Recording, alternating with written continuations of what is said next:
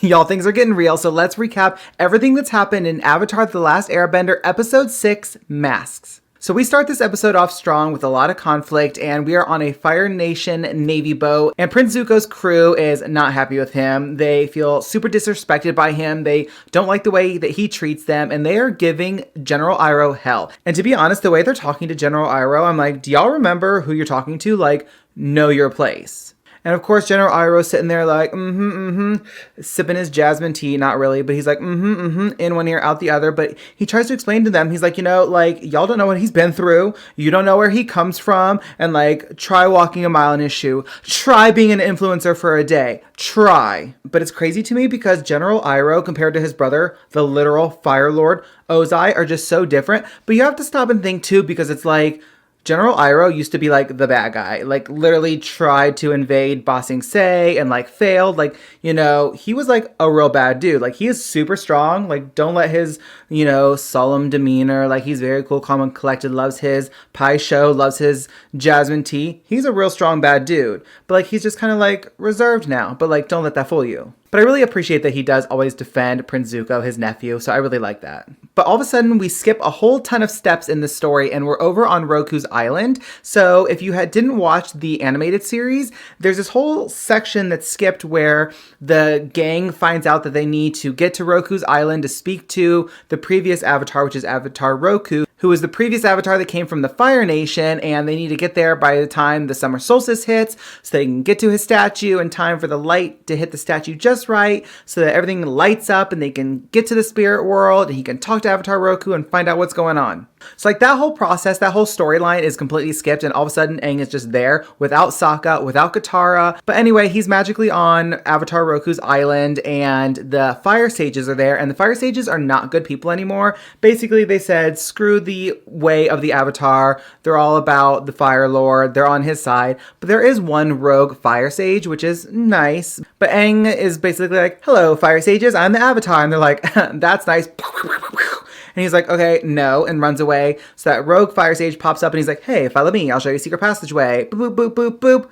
Retinal scan, and leads him to this little secret passageway that goes to like the inner sanctuary, inner chamber, to where he can actually go enter the little spirit world and talk to Avatar Roku. Then we dip out for a second and we see that June and Nyla are still tracking Aang. Love that for her. But like this whole section being on Roku's island is basically like a 5-minute moment, and I hate that because this section is normally such a good moment because regularly speaking in the animated version, Sokka's there, Katara's there, Prince Zuko shows up on the island, like there's this whole moment, there's a fight, there's a battle, Sokka and Katara get tied to a pole, and before that moment though, like the sages need to try and get into the chamber, and they can't, and then Sokka creates these like homemade fire bombs that is meant to like imitate firebending because they need like, I think it's 5 firebenders to open up the door, so they think it's going to imitate the firebending and it doesn't work. But then the sages come around the corner and they're like, oh my god, somehow they got in. So it's meant to trick them then, and they open up the door, but it doesn't work, and then they're sealed out, and it doesn't matter. But then Avatar Roku is like, okay, my time's ending, let me take over your body. And then he comes out, the doors open up, he comes out. It's like his whole, Avatar state comes out, Avatar Roku moment, and he blasts fire, busts out the doors, sages go flying, chains break off of Sokka and Katara, sets him free, and he's mad. He's blown up Roku Island, he's burning down the temple, everyone's mad, everyone's like freaking out. Like all of that just disappears from this episode, and I'm like, that is what makes the whole episode. So I was like pretty disappointed. That could have been such an amazing visual, like cinematic moment, and they were just like, nope, not in the budget. And I'm like, that is literally the point of this whole episode. Like, come on. So in this version of the situation, Aang just walks out of the chamber and all the sages are laying on the ground. And who wipes them all out? June and Nyla. That little, I don't even know what kind of animal creature you want to call it, but Nyla, the one with the tongue that's like, and like paralyzes people. Yeah, she walked around the corner and like wiped them all out. June captures Aang, takes him to like a little cave area basically. She don't care about him at all. She just wants her money. So of course, who walks around the corner? Prince Zuko.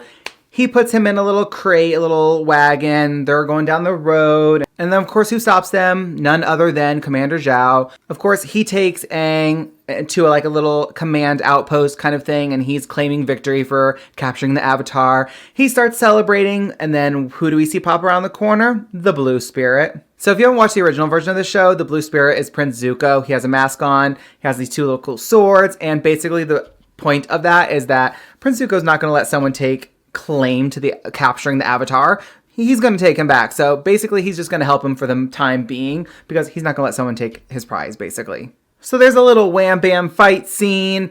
Aang is saved. They're flying off. But right at the last minute, Commander Zhao says, "Hey archers, why don't you little boo boo boo and take out Prince Zuko." He doesn't know it's Prince Zuko at the moment. But they do a little 1-2 shoot shoot shoot. And an arrow hits Prince Zuko in the chest. Actually, I think it's the head. Head or chest? I think it's the head. It's the head. And knocks him unconscious. And then he wakes up later in like a shed, like a little barn. And Prince Zuko and Aang have a little chit chat. And Aang's like, "You could be good. You're not always like this." And then Zuko's like, "You don't know me. You don't know what I've been through. You don't know my dad." And it's just a mess. And then they're like, "Get away from me." Then you get a little bit of history, and you find out what exactly caused Prince Zuko to be banished from the Fire Nation. Now, in the original show, it was said that he was banished from the Fire Nation and from his dad, basically, for just simply speaking out of turn during a war meeting. Now, when that happened, he was challenged to an Agni Kai, which is basically a duel, but what happened was he didn't actually speak out of turn against the general, he spoke out of turn against his father.